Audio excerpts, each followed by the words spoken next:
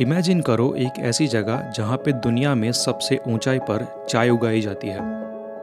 ऐसी यूनिक सी जगह पे एक ऐसी चाय की फैक्ट्री जो कि अंग्रेज़ों के ज़माने की है और वहाँ पे अभी भी वही ट्रेडिशनल तरीके से चाय को प्रोसेस किया जाता है। यहाँ पर पहुँचने के रास्ते लद्दाख के ऑफ रोडिंग से भी ज़्यादा टफ है। ऐसी सुंदर सी जगह पे पूरे एक दिन के लिए मैं रुकूंगा, वहाँ के एक्सपीरियंस को मैं रिकॉर्ड करूँगा और साथ ही वहाँ के वर्ल्ड फेमस सनराइज ट्रैक के लिए जाऊँगा। किस तरीके से यहाँ पर पहुँचना है, कितना खर्चा होगा, कहाँ पे आप रुक सकते हो और क्या क्या वहाँ पे करने के लिए है, सारी चीज़ों की जानकारी आपको ये वाले वीडियो में मैं आपके साथ शेयर करूँगा। तो चलो शुरू करते हैं वर्ल्ड की सबसे हाईएस्ट टी प्लांटेशन के मेरे विजिट को। हाय एवरीवन, मैं हूँ घूमने वाला, आप सभी का इस वीडियो में स्वागत करता हूँ।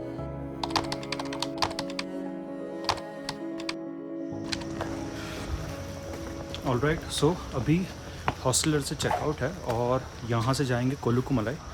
तो कोलुकुमलाई जाने के लिए यहाँ से पहले गाड़ी लेके मैं जा रहा हूँ सूर्य नदी। वहाँ पे गाड़ी पार्क करूँगा और फिर वहाँ से जीप सफारी लेके मैं जाऊँगा कोलुकुमलाई, जहाँ पे मेरा स्टे होगा ओवरनाइट।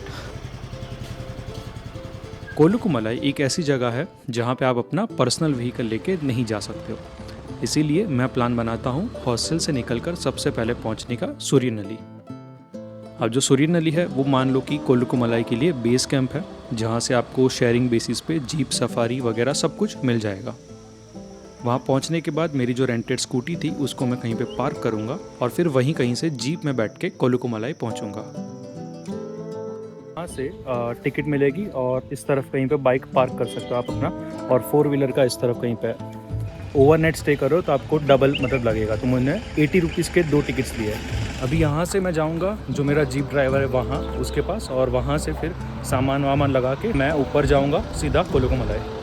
सो ऊपर जाने का जो जर्नी था वो स्टार्ट हो रहा है और थोड़ी देर में ही यहाँ का जो फेमस जिसको बोलते हैं बैक मसाज जो ऑफ रोडिंग है 10 किलोमीटर का वो स्टार्ट होगा और 1 घंटे के आसपास लगेगा ऊपर जाने में, ऐसा मैंने वीडियोस के अंदर देखा है। लेट्स सी कितना टाइम लगेगा। लाइफ में इससे ज़्यादा ऑफ रोडिंग मैंने कहीं पे भी कभी भी नहीं देखी है। यहाँ के रास्ते इतने ज़्यादा उबड़ खाबड़ है कि 1 घंटे के रास्ते में 1 सेकंड ऐसा नहीं होगा जहाँ पे आपका बॉडी हिल नहीं रहा हो।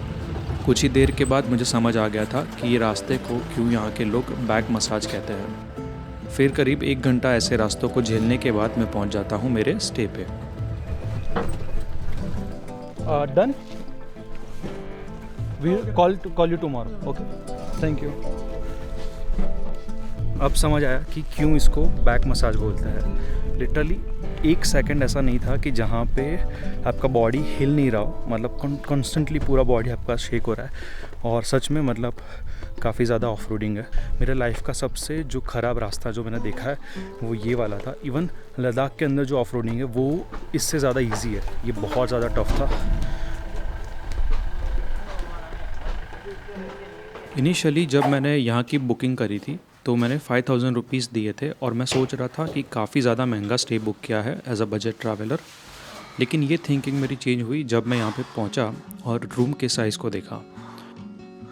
काफ़ी अच्छा रूम है यार, ऑनेस्टली बहुत ही बड़ा रूम है, काफ़ी स्पेशियस है और व्यू भी बहुत ही अच्छा है।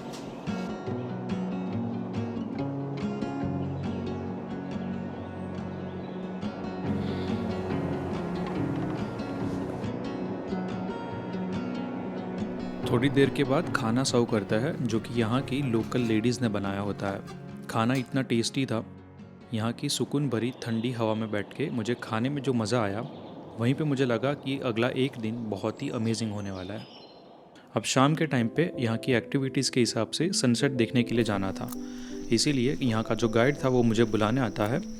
तो मैं, मेरे बाजू में रुकी हुई एक तमिल फैमिली और ये गाइड, हम तीनों मिलके जाते हैं सनसेट देखने के लिए। 5 बज रहे हैं और अभी यहाँ का जो गाइड है वो हमें लेके जा रहा है सनसेट दिखाने के लिए। और छोटा सा हाइक है जो रूम है वहाँ से।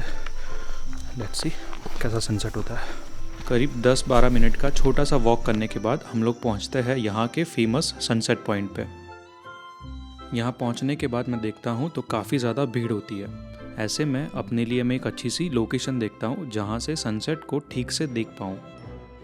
फिर थोड़ी देर के बाद एक बहुत ही सुंदर सा सनसेट मुझे यहाँ से देखने मिलता है।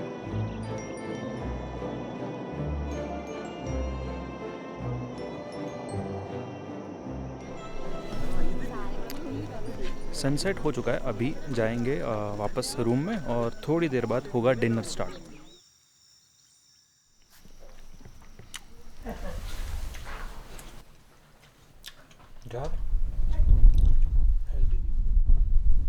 अभी थोड़ा सो जाएंगे क्योंकि कल सुबह 4:30 बजे उठना है बोस पीक जाने के लिए। खाना बहुत ही ज़्यादा अच्छा था, रूम इतना अच्छा है, बहुत ही ज़्यादा अच्छा व्यू है, तो उस हिसाब से ये जगह का जो प्राइस है, मतलब जो वो लोग ले रहे वो मेरे हिसाब से वर्थ इट है। यहाँ पे आओ, यहाँ पे स्टे करो, काफ़ी कम रूम्स है, तो प्री बुकिंग करके आना, मज़ा आएगा। अभी मुझे डेटा कॉपी भी करना है, तो ठीक है, चलो। Very good morning guys. आज है कोलुकुमलाई में सेकेंड डे। सुबह के 5 बज रहे। जो बाकी के 2 दूसरे गेस्ट वो तो नहीं आए, उनको नहीं आना था इतना जल्दी उठ के, तो मैं अकेला आया हूँ गाइड के साथ। और अभी जा रहे ऊपर जो कैंटीन था वहाँ पे चाय वगैरह पियेंगे, फिर वहाँ से निकलेंगे बोस पीक का हाइक करने के लिए। बहुत ही ज़्यादा ठंडा है वेदर और बहुत ही ज़्यादा तेज़ हवा चल रही है।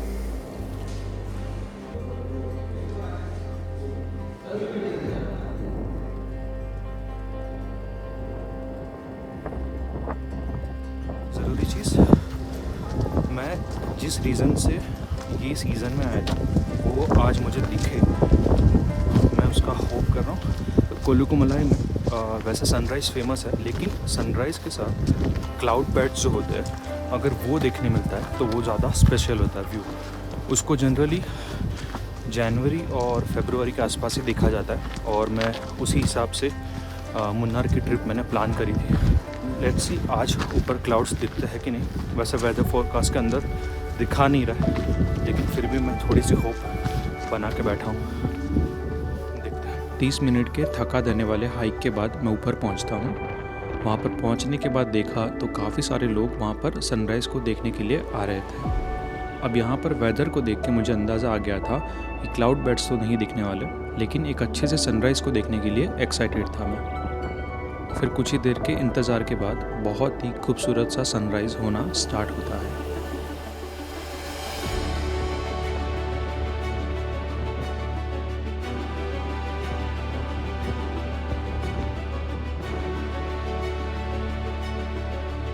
अब वीकेंड को देखकर यहाँ पर काफ़ी ज़्यादा भीड़ आई थी, जिसको देखकर मैं मेरे गाइड को वापस अकेले जाने के लिए बोलता हूँ।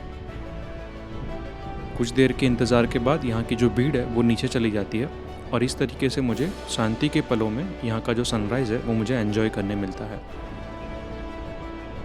थोड़ी देर सनराइज़ को अच्छे से देखने के बाद मैं भी खुद नीचे उतरना स्टार्ट कर देता हूँ।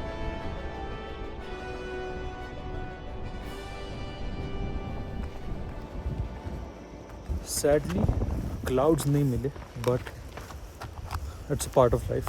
मतलब हम प्लान करते हैं, बट वैसा होना ना होना ज़रूरी नहीं है।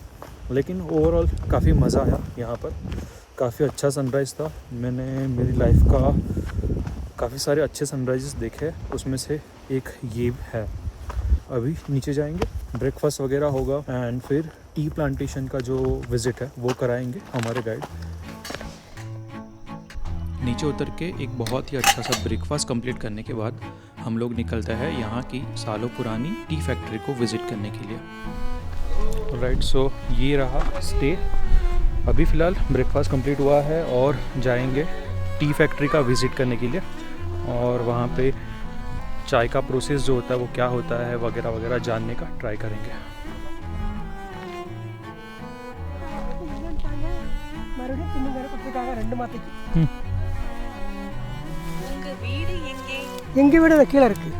This side, okay okay. Google translate की मदद से गाइड के साथ थोड़ी सी बातें करते हुए हम लोग पहुंच जाते हैं एक चाय की बहुत ही पुरानी फैक्ट्री में। वर्ल्ड हाईएस्ट टी गार्डन और मे बी टी फैक्ट्री।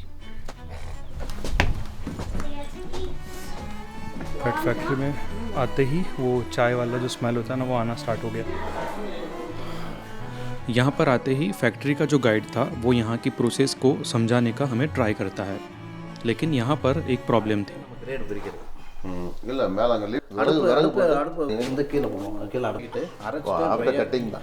उनको ना ही हिंदी आती थी और ना ही इंग्लिश, जिसकी वजह से यहाँ की चीज़ों को समझने में मुझे बहुत ही ज़्यादा दिक्कत आ रही थी। लकीली मेरे बाजू में जो तमिल फैमिली रह रही थी उनमें से एक फैमिली मेम्बर ने यहाँ के गाइड की जो बातें थी उसको मलयालम से इंग्लिश में ट्रांसलेट करके समझाने का मुझे ट्राई किया।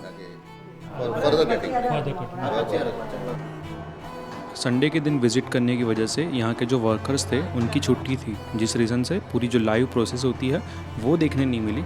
लेकिन यहाँ पर घूम के सारे मशीन्स और चीज़ों को जानने के बाद मुझे इतना तो समझ आ गया था कि एक चाय की पत्ती को हमारे बाज़ारों में मिलने वाली दानेदार चाय में कन्वर्ट होने में काफ़ी ज़्यादा मेहनत लगती है। ये जो अंकल दिख रहा है वो मेरे बाजू वाले रूम में ठहरे थे और इन्होंने काफ़ी सारी हेल्प करी मेरी यहाँ का तमिल लैंग्वेज को इंग्लिश में कन्वर्ट करने के लिए। Uncle thank you so much for translating. Okay thank you. What's your name?